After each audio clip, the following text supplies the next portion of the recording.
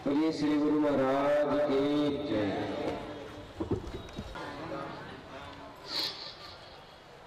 ओम नमः सिद्धं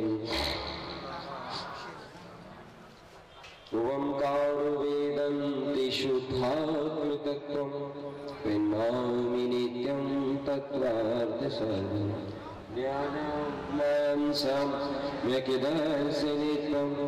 सम्यक् चरणं चैतन्यरूपं नमामि भक्तं श्रीवीरनाथं अनन्तं चतुष्टं तं व्यक्तरूपं मालागुणं मोक्षदितं प्रबोधं नमामिहं केवलिनन्तसिद्धम्। देखो, मन इतना नीच है कि प्रति समय माया मोह में ही घूमता रहता है, विषय विकारों में ही उस चक्कर लगाते रहता है। एक पल के लिए भी, एक क्षण के लिए भी शांत नहीं होता। उसी को मन कहते हैं। मन जीव की चित्त वृत्ति को अस्थिर रखता है, स्थिर नहीं होने देता, और बुद्धि योजनाएं बनाती रहती है, ऐसा नहीं तो ऐसा, ऐसा नहीं तो ऐसा। तो मन और बुद्धि की अनर्गल प्रवृत्ति जीव की सुख शांति को दूर कर देती है और जीव अशांति भोगने लगता है। ये सबसे पहले तो ये समस्या सामने खड़ी है कि जो मन नीच है, इस नीच मन को कैसे शांत करें। शांत करने से मतलब है एक अद्भुत अंतर की शांति प्रकट हो जाती है, और उस मन की उस शांति के प्रकट हो जाने से फिर हम तत्व चिंतन, आत्मचिंतन, आत्माराधना अच्छे से कर सकते हैं। और अगर मन शांत ना हो तो फिर ऐसी स्थिति में हम आत्मस्वरूप का चिंतन नहीं कर सकते और शांति से भी नहीं रह सकते, सुख से भी नहीं रह सकते। थोड़ा उपयोग एकाग्र करना, एकाग्रता से करना, बहुत अच्छी बात आ रही है। जो व्यक्ति छोटी सी उम्र में ये कहता है अपने मुख से कि मैं इस पूरे आयोजन में एक प्रार्थना करता हूं परमात्मा से कि मुझे सम्यक समाधि की प्राप्ति हो, थोड़ा सा चिंतन करना, बारीकी से चिंतन करना, उपयोग लगाना। अगर 8, 10, 12, 15 साल का बालक ये बात बोलता है, ऐसा कहने से उसे क्या फल मिलेगा?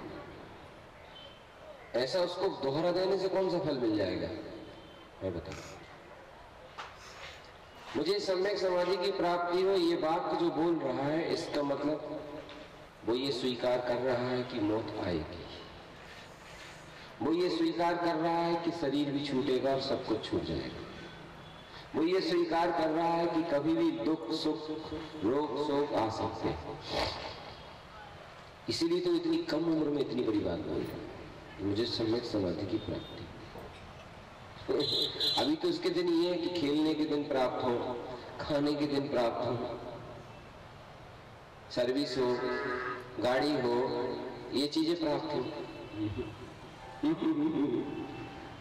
कितना अच्छा व्यक्ति है वो, कितना अच्छा सोच है उसकी, और कितनी अच्छी भावना है कि जन्म के साथ उसने अपने अंतिम समय की भी भावना की।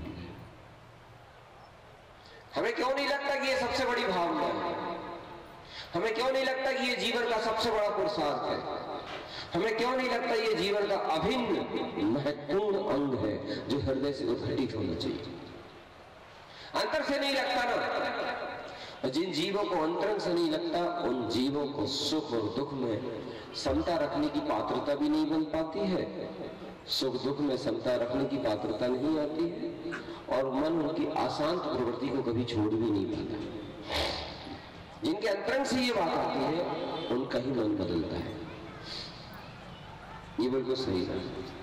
लेकिन मुझे सम्यक समाधि की प्राप्ति हो, मेरी ऐसी भावना, ऐसी भावना कर रहा है। क्या मिलेगा इससे? ऐसी भावना करने से किस प्रकार की सिद्धि हो जाएगी? अगर थोड़ा सा उपयोग अच्छा हो, थोड़ा बुद्धि का संयोजन भी अच्छा हो, तो बहुत एकाग्रता रखें और अच्छे से समझे इस विषय को। अगर समझ लिया ना, मैं गारंटी ले रहा हूं, आपके जीवन में परिवर्तन नहीं आ गया तो मैं इसका गारंटर जिम्मेदार हूं। मैं थोड़ा सा समझ कर लूं, क्योंकि ये चीज आत्मसात होना बहुत बड़ी बात है। ये जो चीज यहाँ पर घटित की जा रही है, ये आत्मसात कर लेना, वैसे अंतरंग में ढाल लेना, ये बहुत बड़ा पुरुषार्थ है। अगर कोई जीव आत्मा बड़े ध्यान और एकाग्रता के साथ गहराई से इसे समझ लेता है तो समझ लेने में इसका बहुत बड़ा काम बन जाता है। तो सम्यक समाधि की प्राप्ति, इसका मतलब उस जीव आत्मा ने अपने मन के ऊपर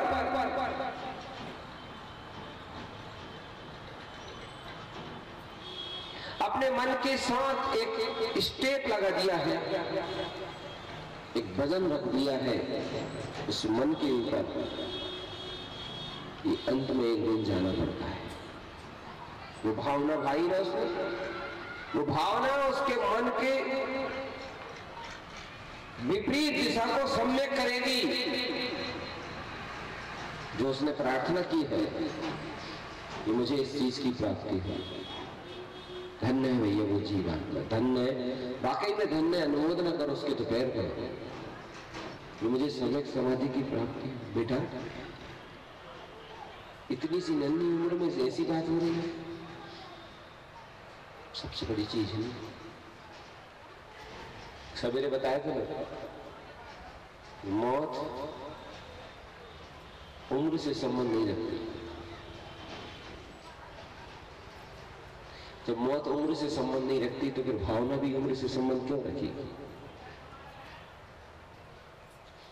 तो ये भावना उसमें भाई ना, ये भावना उसके अंदर से जो निकली है, ये भावना उसके जीवन में जहां तक वो जाएगा, जितनी उम्र तक वो जाएगा, उतनी संपूर्ण उम्र तक उसका मन शांत रहेगा। ये भावना उस मन के ऊपर की हुई लगाम है। वो ऐसा विचार नहीं करेगा, ऐसा सोचेगा नहीं कि मन इधर उधर ना जाए, मेरा मन शांत रहे, मेरा मुझे ऐसा नहीं होना, मुझे वैसा नहीं होना, ऐसा सोचना नहीं पड़ेगा उसे।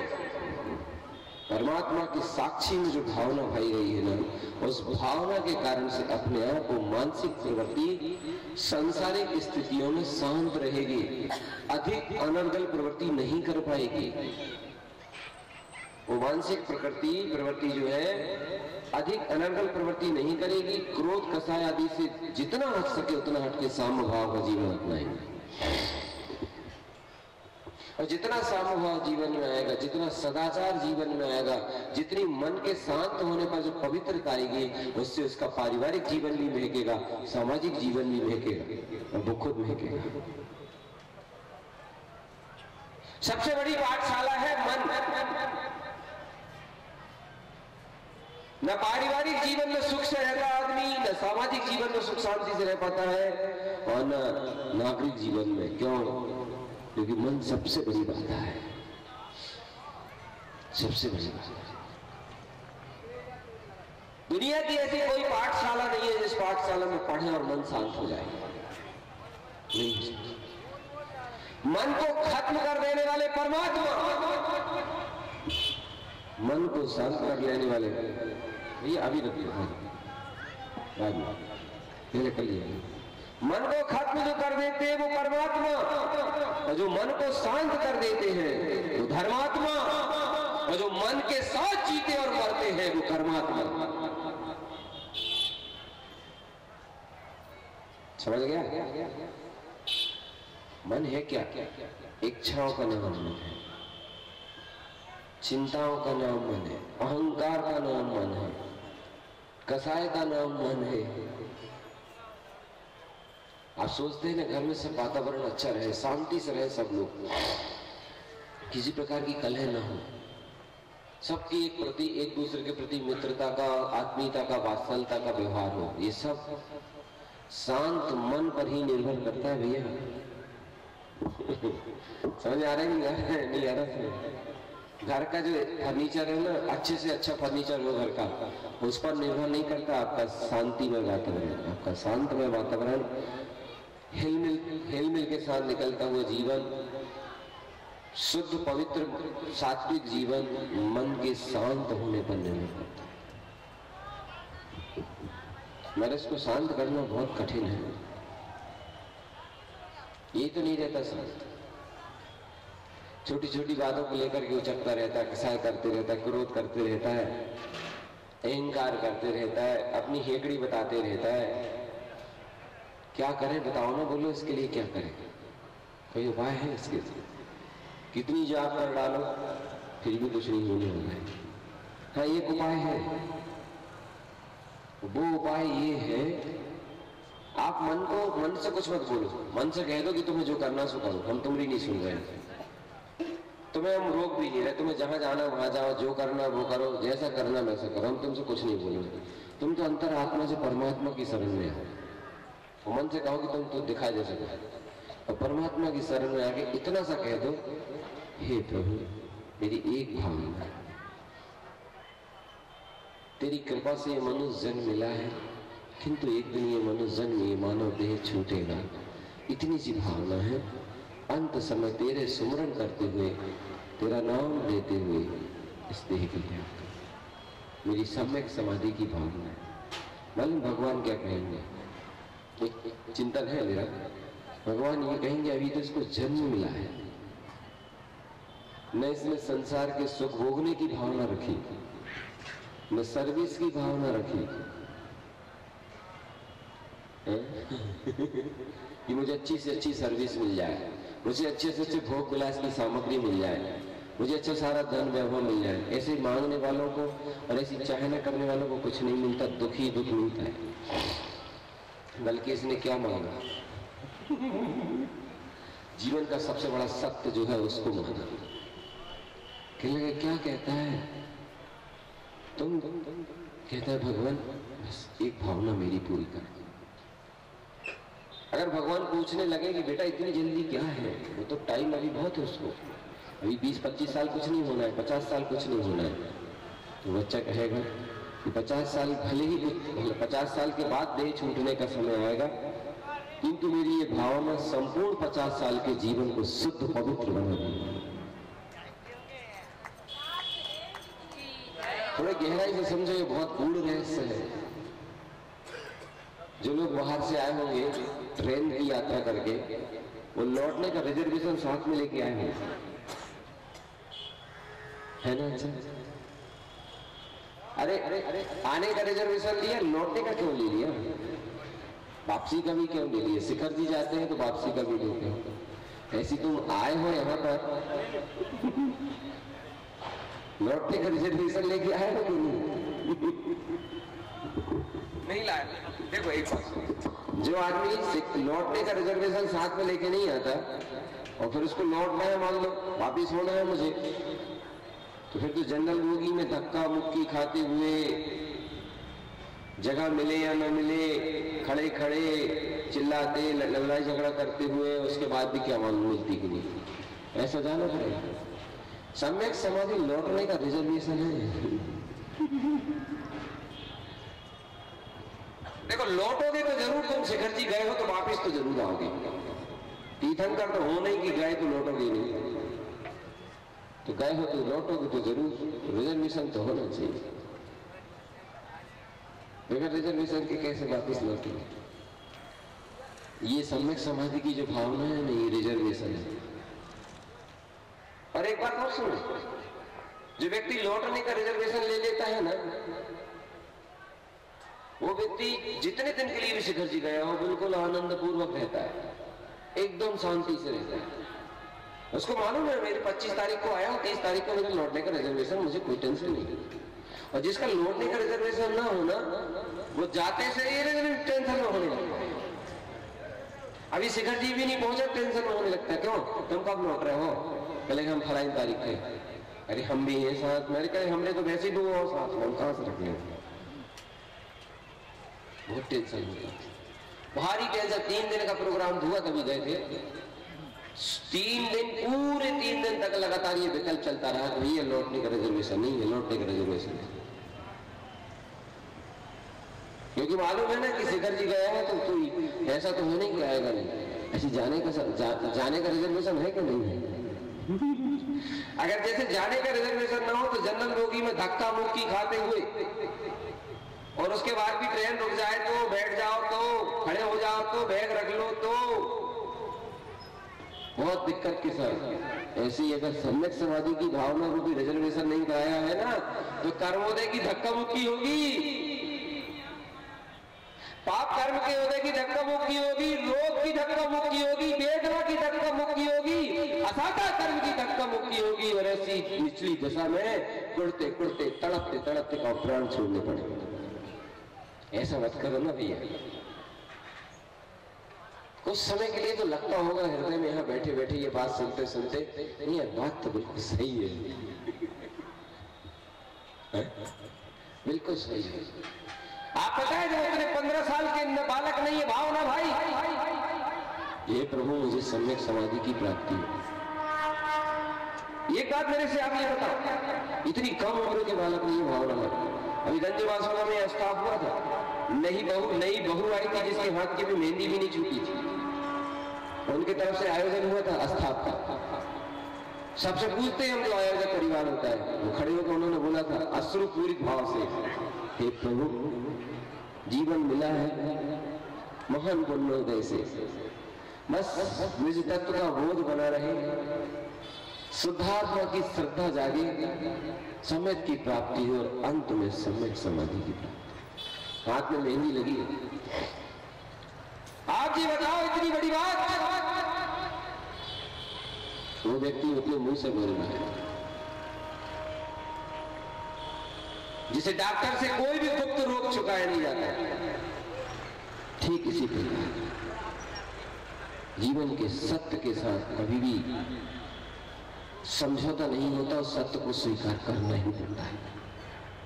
ये बहुत बड़ा सत्य है। जब उसने ये भावना भाई तो भैया जी वो साधना करेगा वैसे, साधु बनेगा नहीं भाई, उसने केवल भावना भाई, हृदय से भावना, कुछ भावना भाग के छोड़ दिया, वो भावना भाग के छोड़ दिया। जैसे आपने बीमा करा के छोड़ दिया, आपने बीमा कराया अपने नाम से छोड़ दिया, अब क्या होगा? धीरे धीरे धीरे धीरे धीरे धीरे धीरे धीरे करके आपका पैसा आपके पास जमा रहेगा, और जब 15-20-25 साल जो भी होंगे, उसके बाद तो पैसे किस्त भी नहीं पड़ेंगे तो पैसा आएगा, जितना जमा है वो तो आएगा कि नहीं। ऐसे ये बीमा है बीमा। मगर समस्या यहाँ उलझी हुई है, ये बात अंदर से स्वीकार नहीं है, निर्णय में तो है स्वीकार, ये बुद्धिपूर्वक है कि हाँ ये सही है, मगर ये बात हृदय से स्वीकार नहीं। मैंने सवेरे एक उदाहरण दिया था, उदाहरण ये दिया था कि लड़की पढ़ाई है, लड़की को स्वीकार है, शादी नहीं हुई अभी, बारात नहीं लगी, उसके बाद भी लड़की कहती है घर नहीं रहने। भैया हम किसी को कुछ भी छोड़ा नहीं रहे हैं, हम जो मन है ना उस मन के ऊपर एक आध्यात्मिक प्रहार कर रहे हैं।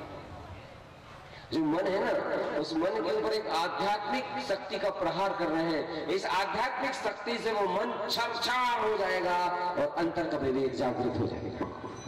ये वो विज्ञान है जो मैं बताने जा रहा हूं। हर जीवात्मा के साथ मन और मन की इच्छाएं लगी हुई है, आशाएं तृष्णाएं लगी हुई है। ये जो गुण है, ये जो भावना दी जा रही है, ये जो प्रार्थना दी जा रही है, ये जो भावना भाई जा रही है, उस निठल्ले चंचल मन के ऊपर एक बहुत बड़ा प्रहार है। अभी आप ये चर्चा सुनोगे तो घबराहट होने लगेगी। अभी दीदी बता रही थी ना, भजन सुना तो थोड़ी घबराहट जैसी होगा, ऐसा होता है क्योंकि ये जो बात है ये मन के ऊपर प्रहार करती है, मन की आसक्ति पर प्रहार करती है। और जीवात्मा मन को कभी ऐसा नहीं होने देना चाहती, सदा उसकी पूर्ति करता है, उसकी भरपाई करता है, उसके लिए दिन रात सोचा करता है, उसके लिए पुष्टि करते रहता है। इस कारण से ऐसा होता है। भावना वाली उसमें भगवान सम्यक समाधि की प्राप्ति। वो बहन जिसके हाथ की मेहंदी भी नहीं छूटी, मैंने पूछा बहन तुमने इतनी बड़ी भावना भाई, अभी तो शादी नहीं की। तुम लोग सुनोगे, बोलोगे नहीं? बोलो, अरे जोर से बोलो ना, अरे जोर से बोलो। मैंने उस बहन से पूछा अभी तो तुम्हारी शादी हुई, अभी मेहंदी भी नहीं छूटी और तुमने इतनी बड़ी भावना की। मालूम वो बहन क्या कहती? भैया जन्म से लेके जितनी भी चीजें घटित हो रही वो सब एक कल्पना है। वो सब एक कल्पना है, मन की कल्पना है, मन की धारणा है। ये जो जीवन साथी मुझे मिला है, क्या मालूम कब तक का इसका साथ है। वाह, धन्य से जीव। हम किसी का घर परिवार नहीं छोड़ाते, हम उसकी सोच बदलते हैं, हम उसकी दृष्टि में परिवर्तन करना चाहते हैं, उसकी समझ में परिवर्तन करना चाहते हैं। क्योंकि दृष्टि में परिवर्तन हो जाता है, हृदय में परिवर्तन हो जाता है, तो जीवन अपने आप परिवर्तित हो जाता है। उसके बोल थे, जो जीवन साथी मिला है उसमें कोई भरोसा थोड़ी कब तक साथ रहेगा। साथ में ये भी कहती है कि मेरा भी कोई भरोसा नहीं कि मैं भी पूरी समय साथ रहूंगी कि नहीं। मैंने उससे कहा, तुमने वादा तो किया है कि सुख दुख में साथ देंगे। ये भैया ये क्या कर रहा है, बात में करना ये काम। तुमने ये तो कहा कि सुख दुख में साथ देंगे। बोले ये व्यवहार की परंपरा है, बाहर की परंपरा है, बाहर की कल्पना है। तो मैंने कहा इसका कोई अस्तित्व नहीं है। कहने लगे नहीं, इसका कोई अस्तित्व नहीं। सही बात। जो वादा करते हैं ना, उस वादे का कोई अस्तित्व नहीं। जो निर्णय देते हैं, उस निर्णय का कोई अस्तित्व नहीं। अरे सरकारी रजिस्ट्री ही फेल हो जाती है, मगर मौत फेल नहीं होती। वो रजिस्ट्री की तो कल्पना है। ये जो मकान बनवाए मेरा अपना, ये भी एक कल्पना है। ये बच्चे मेरे, ये भी एक कल्पना है। ये सब कुछ इसका भोगने वाला कल्पना है। अंतरात्मा से कहते कि हम कल्पना, अंतरात्मा से, मुंह से नहीं। जो मुंह से कह करके बैरागी हो जाते हैं उनका कोई महत्व नहीं है। अंतर से आवाज जिनकी निकलती है ज्ञान पूर्वक, उनका महत्व मोक्ष के मार्ग में। कल्पना। फिर मैंने पूछा, अच्छा तो इतनी बड़ी बात कहती है बहन, फिर तो तुम संसार के भोग विलास में भी नहीं फंसोगी, भोगा विलास भी नहीं करोगी। लेकिन नहीं भैया, ये ऐसा मुझे श्रद्धान है, इस बात का मुझे श्रद्धान है, किंतु आचरण मेरी भूमिका अनुसार होगा। क्या बात है। ऐसा सत्य का, सत्य वस्तु स्वरूप का मुझे श्रद्धान है, ऐसे सत्य को मैंने आत्मा से स्वीकार किया है, किंतु आचरण मेरे भूमिका अनुसार होगा। धीरे धीरे करके ये सब सही होगा। जिस भूमिका में जहां रह रहे हैं वहीं रहकर तत्वार्थ की और परमार्थ की साधना करेंगे। सही है ये बात? बोलो सही बोलो। तो इसका भी क्यों रिजर्वेशन नहीं कराते? क्या टाइम नहीं हो रहा है क्या? अज्ञान की जनरल बुकिंग बैठ के जाना है क्या? जाना तो पड़ेगा। तो पंडित जी कौन जाएगा, कहाँ जाएगा, किसने देखा है, कौन देख रहा है, अभी क्या किसी ने देखा है? पिछले बार के कार्यक्रम में जो विनोद भैया पुलिस नमकीन वाले, इनने ही स्थाप करवाया था दमोह। बता, उन्होंने सोचा था क्या? हमने सोचा था। फिर ये जो है ना, ये जो चल रही है धक धक धक धक धक, इसको रुकने में कितना टाइम लगता है? ये मिट्टी का पिंजड़ा है ना, ये मिट्टी का पिंजड़ा, ये पंच तत्व का देह, ये बारूद का ढेर एक झटके में उजड़ जाता है। इसका कोई अस्तित्व वजूद नहीं होता है। इसके रहते हुए जो काम बना लेता है वो चतुर सुजान होता है, वो बड़ा चतुर होता है, वो बड़ा विवेकवान होता है, वो बड़ा समझदार होता है भैया। इसलिए सुख भी आते हैं, दुख भी आते हैं, आकुलता भी आती है, व्याकुलता भी आती है, पुण्य भी आता है, पाप भी आता है, और ऐसे ये जीवन चल चल के खत्म हो जाता है। ये बोध होना चाहिए, बोध, स्वीकार नहीं। जैसे मैं आपसे पूछूंगा क्यों भैया एक दिन शरीर छूट जाएगा, सब यही रह जाएगा, सही है कि नहीं? तो आप कहेंगे सही है, मगर आपको ये स्वीकार हुआ, ये बोध थोड़ी हुआ। बोध अलग चीज है और स्वीकार तो अलग चीज है। बोध में और स्वीकारता में क्या अंतर भैया जी? थोड़ा सा उदाहरण देके समझो। आप लोग बोलो तो बोलू, नहीं तो नहीं बोलो। उदाहरण देके यहाँ के लोग बोलो। देखिए साहब, उदाहरण समझाने के लिए दे रहा हूं। जैसे प्रथम बार सास अपनी बहू से कहती है, बेटा घबराने की बात नहीं, तुम मां बनने वाली हो। तो वो स्वीकारता है, बोध नहीं है उसमें, वो बोध नहीं कहलाता। उसको ये स्वीकार हो गया कि हाँ ठीक है, अब मैं मां बनूंगी। वो स्वीकारता है, वो निर्णय है, उसको स्वीकार हो गया कि ठीक बात है। किंतु बोध अलग चीज है। बोध कब होता है? जब बहुत समय निकल जाता है, जब संतान तैयार होने लगती है, उसके बाद फिर बोध हो जाता है कि अब मैं मां हूं।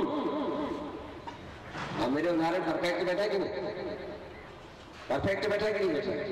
जब वो संतान तैयार हो जाती है गर्भाशय में, तो ये परफेक्ट बोध हो जाता है कि अब मैं मां हूं। स्वीकारता नहीं रहती, फिर विचार नहीं रहते, फिर बोध रहता है, बोध।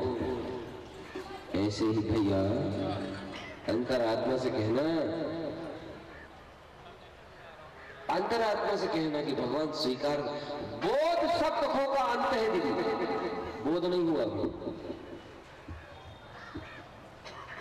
बोध मतलब कैसा बोध पंडित जी?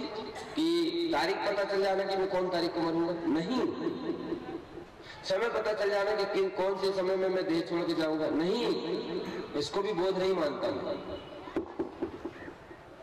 ये तो कोई दूसरे साधारण व्यक्ति को भी ऐसा ज्ञान हो सकता है, इसको भी लोग बोध नहीं कहते।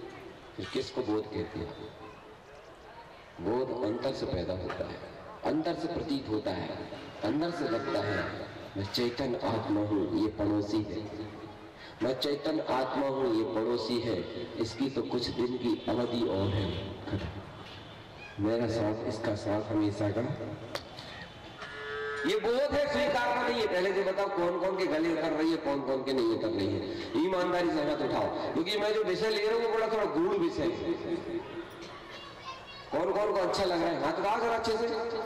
देखो देखा देखी मतलब नहीं है, सबने भोरे भंडारी है गुरु महाराज के सिर। इसको बोध बोलते हैं।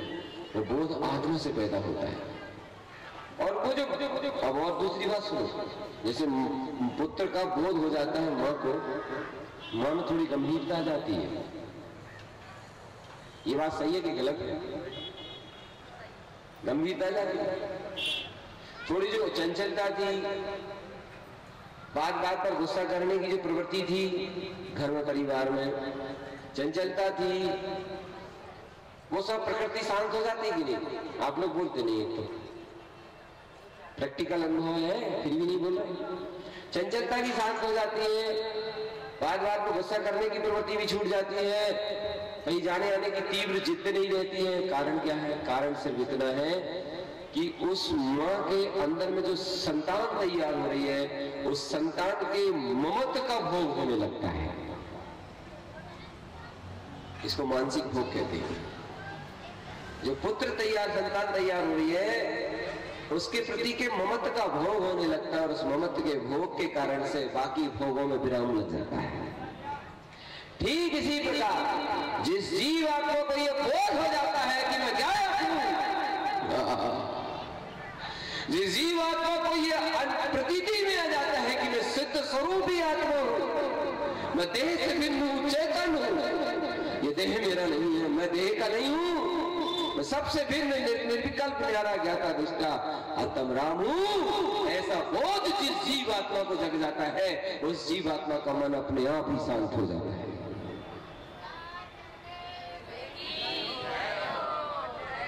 ये कैसे जागता है ये बोध? देखो भैया, बोध बहुत बड़ी चीज है।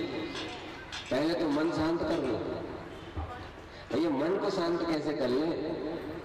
हम खुद मन को शांत करने जाएंगे तो मन शांत नहीं होगा। उसका एक उपाय है। इस मन को शांत करने के लिए अच्छे भाव से, ये भावना भाव, ये प्रार्थना करो अभी पूर्ण होश आवास में, स्वस्थ स्थिति में। कैसी भावना भाई? वैराग्य युक्त भावना। साधना करने को नहीं कह रहा हूं मैं, भावना माने को कह रहा हूं। वैराग्य युक्त भावना, बस एक प्रार्थना, एक भावना। और फिर दूसरी बात यह है कि कोई जीव ये कहे कि ऐसी भावना ही पैदा नहीं हो रही, तो हम क्या करें? हाँ, अच्छा जी बताओ, ईमानदारी से बताना, कौन कौन जीव ऐसे बैठे हैं जिनका ये प्रश्न है? शर्म मत खाना, बेहिचक बोलना। अपन ऐसे बोलेंगे सामने वालों का समझन दो जो समझन है। तुम तो अपना काम कराओ। डॉक्टर के पास कुछ भी छुपाया नहीं जाता है, सब बता दिया जाता है कि ऐसा ऐसा होता है। ऐसी जिनवाणी मां के सन्मुख सब कुछ निकाल कर रख दिया जाता है। शिष्य वो उसको सच्चा साधक और सच्चा रुचिबंध उसे कहते हैं। अब ऐसी भावना ही नहीं जग रही भैया जी, तो क्या करें? कौन कौन का प्रश्न है सर? और जबकि मैं ये गारंटी से कह रहा हूँ 75 से 80% लोगों का प्रश्न नहीं है, मगर बोलना कोई नहीं चाह रहा है। पहली बात तो ये भावना ही नहीं जगती भैया, अंदर से नहीं जगती, अंदर से नहीं निकलती। खाऊं खाऊं, पीऊं पीऊं, मरूं मरूं, मारूं मारूं, जीऊं जीऊं, ऐसा हो जाए वैसा हो जाए, ये कब होगा वो कब होगा, ऐसा क्यों हो रहा है, ऐसा क्यों कर रहा है, ये भावना तो बेगर कंट्रोल किए बेगर चल रही है, अतिशयकारी चल रही है, बेहिसाब चल रही है, और ये भावना हो ही नहीं रही, अंदर से नहीं हो रही। हम कर पंडित जी भैया ये भावना नहीं हो रही है तो इसका ये मतलब है कि तुम्हारी भावना ठीक नहीं, बुरा मत मानो। बहुत अच्छे समझ लो, मैं बिल्कुल सत्य बोल कहले पंडित जी कैसी होने है ठीक नहीं है, क्योंकि जीव आत्मा को जो कुछ भी मिलता है कर्मोदय से मिलता है। ये जो भावना होती है, ये भावना इस बात का संकेत दे रही है आगे का सारा मार्ग स्वच्छ है।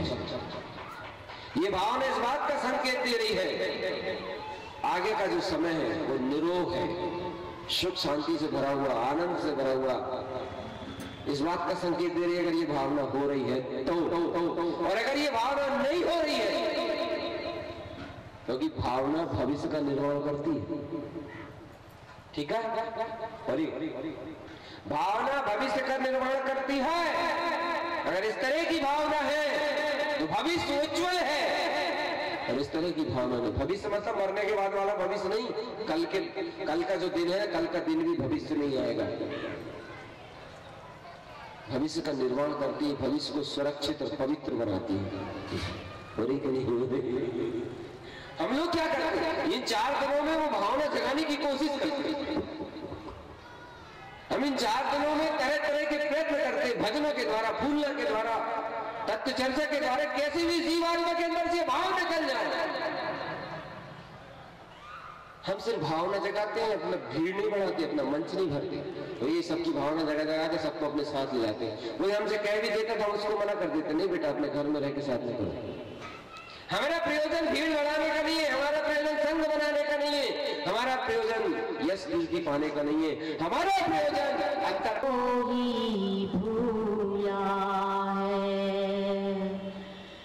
बाहर से तो शांति बना है,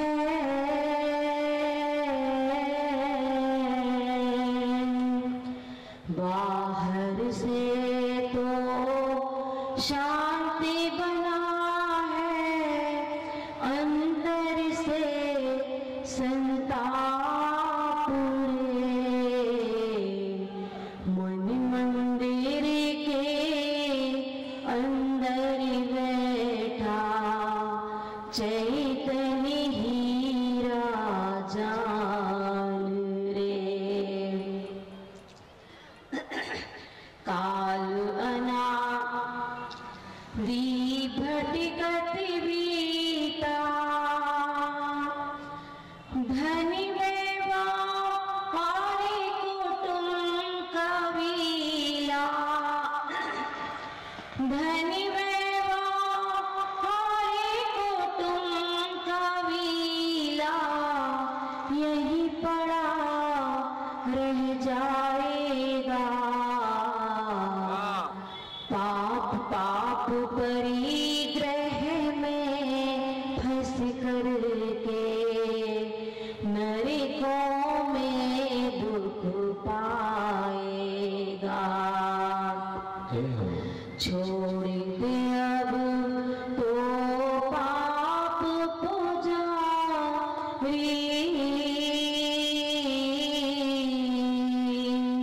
छोड़ दे अब तो पापी पुण्य को, कर ले निज श्रद्धानी रे, मन मंदिर के अंदर बैठा चैतन्य हीरा जान रे, सम्यक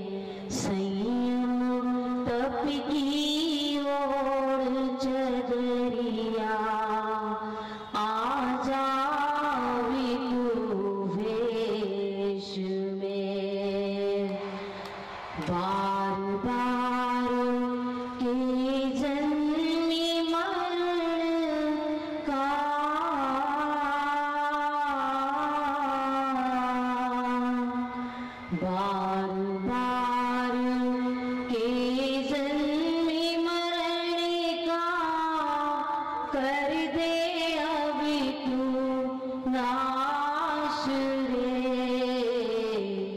मन मंदिर के अंदर बैठा चैतन्य हीरा जाने रे।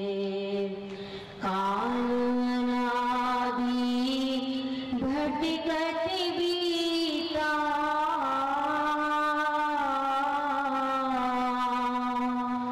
काल अनादि भटकत बीता, निज की ना पहचान रे, मन मंदिर के अंदर बैठा चैतन्य हीरा जान रे।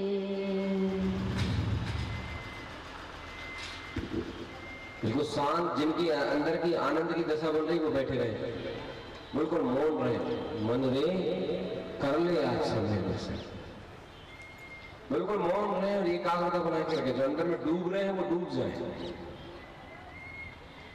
चल रे मन शुद्धात्मी शरण में, चल रे मन शुद्धात्मी शरण में। हीरा जन्म गवाया मेरे था, सुख ढूंढत बिसियन में। हीरा जन्म गवाया मेरे था, सुख ढूंढत बिसियन में। झूठा सुख संसार में पाया, झूठा सुख संसार में पाया, साचो निज दर्शन में। चल रे मन शुद्धात्मी शरण में, चल रे मन शुद्धात्मी शरण में। कस्तूरी तो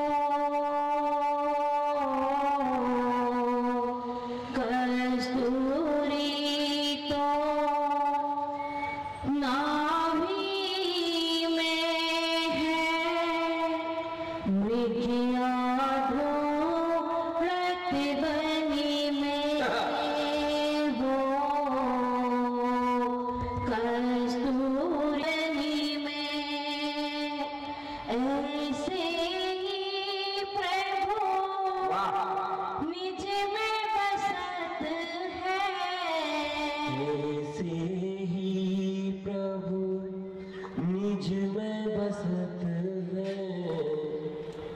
ऐसे ऐसे ही प्रभु निज में बसत है, मेरे ही अंतस में।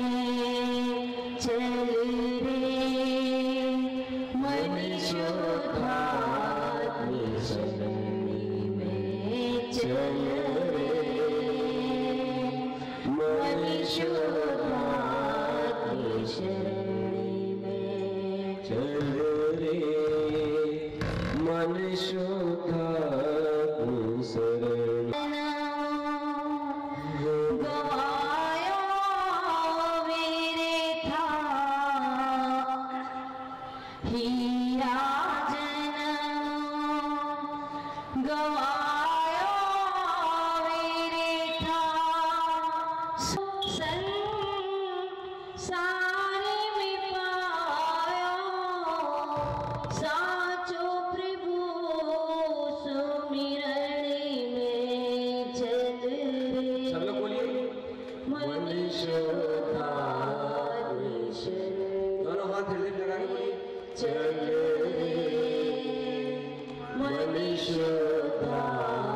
बिछड़ी में चले बिछड़ी हीरा जन्म गवायो मेरे था सुख ढूंढत बिसियन झूठा सुख